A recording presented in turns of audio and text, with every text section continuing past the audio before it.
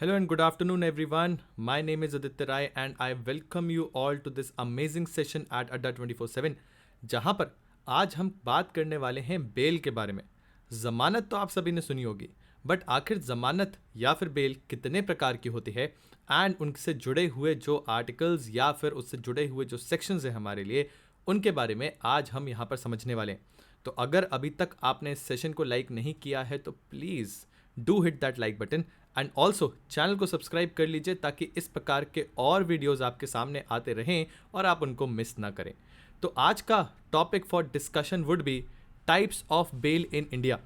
जब types of bell in India की बात की जाती है तो आपको सबसे पहले तो ये पता होना चाहिए कि बेल का मतलब होता क्या है।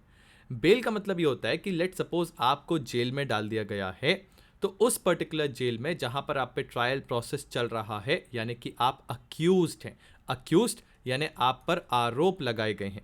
तो जो एक अक्यूज्ड पर्सन होता है उसको जुडिशियल रिलीज जब दिया जाता है, उस चीज को कहा जाता है बेल। एंड ये जुडिशियल रिलीज किस चीज से दिया जाता है? Judicial release from the custody. But ये क्यों दिया जाता है? क्या इसका मतलब ये है कि आप पे जो आरोप लगाए गए थे वो अब सिद्ध नहीं हुए हैं? Answer is no. अभी तक यहां पर जो प्रोसेस है वो इसलिए होता है ताकि जो आरोप आप पर लगाए गए हैं वो तो चल ही रहे हैं, वो केस चल रहा है, ट्रायल प्रोसेस चल रहा है, अभी कोई सब्सटैंटिव यहां पर रिजल्ट नहीं आया है। बट तब तक के लिए आपको जेल में ना रखा जाए, रादर आपको छोड़ दिया जाए विथ अ प्रॉमिस कि आपको जब बुलाया जाएगा कोर्ट में आप उस समय उपस्थित हो जाएंगे। इस चीज को हम जो है बेल या फिर जमानत कहते हैं। So what is bail? So bail is basically a judicial release of an accused person from the custody on the condition that accused person जो है वो कहां पर आएगा? कोर्ट पे, जब भी उनको बुलाया जाएगा। अगर हम बात करते हैं इंडिया में, तो क्रिमिनल ऑफेंसेस जो हैं ब्रॉडली दो तरीके से डिफाइन किए जाते हैं। एक होते हैं बेलेबल ऑफेंसेस, एक होते हैं नॉन बेलेबल ऑफेंसेस। बेलेबल जिनमें आसानी से आपको बेल मिल जाएगी, एंड नॉन बेलेबल जिसमें बेल पाना मुश्किल होता है। एंड ये चीजें जो हैं ये किसके तहत रेगुलेट की जाती हैं? तो code of criminal procedure, that is CRPC, which is a procedural criminal law. इसके अंतर्गत ये जो बेल है वो गवर्न करी जाती है। अगर हम बात करें CRPC की, तो bail can be granted to an accused by either the police officer और the judicial magistrate.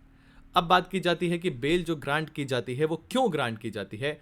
Sir, to secure the person at the trial and at the same time protect the liberty also. Because आपको ये पता होना चाहिए कि trial process, आपको पता होगा हमारे इंडिया में बहुत देर तक चलते हैं। तारीख पे तारीख, तारीख पे तारीख मिलती जा रही है जज साहब, लेकिन इंसाफ नहीं मिल रहा है। ये डायलॉग से आप वाकिफ होंगे। एंड चूंकि इंडिया में डिलेज इन जस्टिस हैं, अगर ट्रायल प्रोसेस इतने समय तक सालों साल चलता है तो क्या वो जस्टिफाइड होगा कि एक व्यक्ति को सालों साल जेल में रखा जाए? ये तो उनकी लिबर्टी के अगेंस्ट होगा। क्यों? क्योंकि आरोप लगे हैं, सिद्ध नहीं हुए। सिद्ध होने का प्रोसेस ही अगर इतना लंबा होगा तो एक व्यक्ति की जो लिबर्टी है, जो आजादी है, उसका ये जरूर हनन कहलाएगा। इसी के साथ आगे बढ़ते हैं। अब समझते हैं कि इंडिया में टाइप्स ऑफ बेल के बारे में कि कितने प्रकार की बेल होती है। तो सर, वैसे देखा जाए तो एक रेगुलर बेल होती है, एक डिफॉल्ट बेल होती है और एक एंटिसिपेटरी बेल होती है। तीन प्रकार की मेजर बेल्स होती हैं: regular bail, default bail and आपकी एंटिसिपेटरी बेल। अगर हम रेगुलर बेल की बात करें तो रेगुलर बेल जो है वो ग्रांट की जाती है एक पर्सन को जो कि ऑलरेडी अरेस्टेड है और पुलिस कस्टडी में है। एंड ये पर्सन जो है फाइल करता है बेल के लिए under section 437 and 439 of CRPC। अब ये जो रेगुलर बेल है ये दो प्रकार के ऑफेंसेस के लिए होती है, जैसा कि आपको बताया, bailable and non bailable offences. उसके बाद आती है sir one of the most important bails, जो कि अभी बहुत ज्यादा क्वेश्चन में भी रही है, and this is the default bail, या फिर इसको स्टैट्यूटरी बेल के नाम से भी जानते हैं। ये जो डिफॉल्ट बेल है या स्टैट्यूटरी बेल है, ये उस समय दी जाती है जब हमारी इन्वेस्टिगेटिंग एजेंसी, ध्यान दीजिएगा किसकी बात कर रहे हैं, इन्वेस्टिगेटिंग एजेंसी, यानी we are talking about the police for time being. जो हमारी पुलिस है, जो इन्वेस्टिगेटिंग एजेंसी है, उनको एक समय निर्धारित जो दिया गया है उसके अंतर्गत इन्वेस्टिगेशन करके अपने चार्जेस जो है वो लगाने हैं, यानी चार्जशीट जो है पेश करनी है। बट किसी कारणवश अगर पुलिस सही समय पर चार्जशीट को पेश नहीं कर पाती है, इन्वेस्टिगेटिंग एजेंसीज अपनी रिपोर्ट पेश नहीं कर पाती है, उस वजह से जिस व्यक्ति को अक्यूज्ड कंसिडर किया जा रहा है उसको तो जेल में ही रहना पड़ेगा।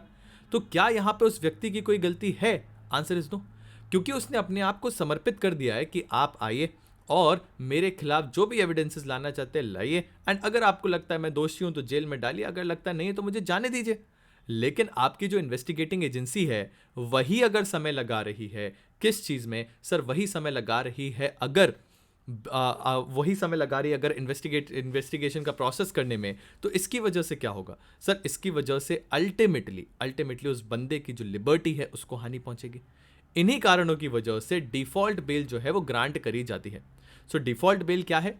ये एक ऐसी पर्टिकुलर बेल है जो कि एक अक्यूज्ड को दी जाती है इन केस जो भी प्रोसीजर यहां पर है, किस चीज का सर? जो भी प्रोसीजर यहां पर है आपके इन्वेस्टिगेशन का, आपने उसको निर्धारित टाइम फ्रेम में अगर नहीं किया तो अक्यूज को जाने दिया जाना चाहिए।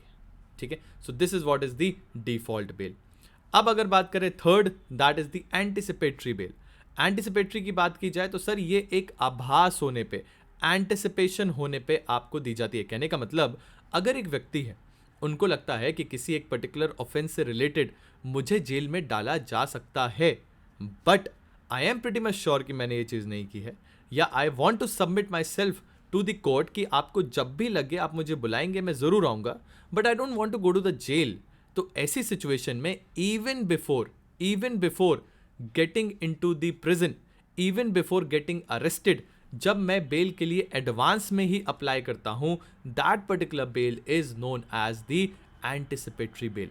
कहने का मतलब अगर दो व्यक्ति हैं ए एंड बी, ये दोनों एक साथ घूमने के लिए गए थे एंड वहां पर उस लोकेशन में किसी का मर्डर हो जाता है जिसके लिए बी को ऑलरेडी पुलिस ले जा चुकी है, तो ए को अप्रीहेंशन होगा कि आज बी को ले गए, कल मुझे भी ले जाया जा सकता है। तो वो पहले ही कोर्ट जाके जो है एंटिसिपेटरी बेल के लिए अप्लाई कर देंगे, जहां वो ये बोलेंगे कि अगर इफ इन केस आपको लगता है कि मेरा इसमें इन्वॉल्वमेंट है, आप जब बुलाएंगे मैं आऊंगा, बट मुझे जेल में नहीं डाला जाना चाहिए।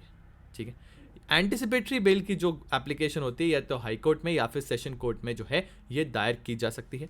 एंड ये बेल कब मिलती है sir? Before the arrest, and that is why police जो है एक बार जिस व्यक्ति को एंटिसिपेटरी बेल ग्रांट हो जाती है उसको अरेस्ट नहीं कर सकती।